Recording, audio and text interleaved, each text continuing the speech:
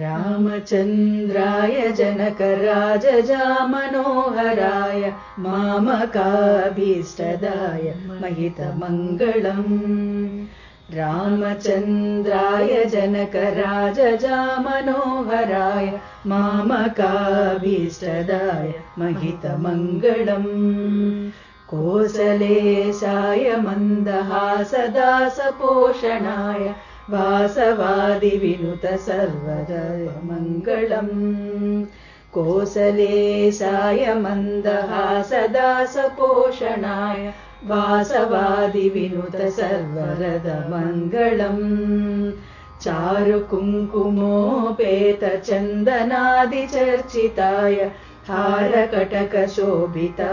भूरिमङ्गलम् ललितरत्नकुण्डलाय तुलसीवनमालिकाय जलदसदृशदेहाय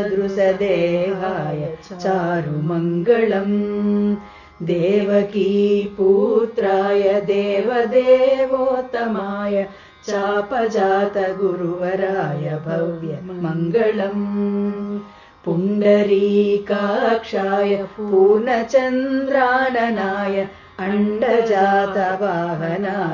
अतुलमङ्गलम् विमलरूपाय विविधवेदान्तवेद्याय सुजनचित्तकामिताय सुभदमङ्गलम् Ramdas मृदुलहृदय तामरसनिवासाय Swami भद्रगिरिवराय सर्वमङ्गलम् Ramdas मृदुलहृदय तामरसनिवासाय Swami भद्रगिरिवराय दिव्यमङ्गलम् सर्वमङ्गलम् शुभदमङ्गलम् महितमङ्गलम् महितमङ्गलम्।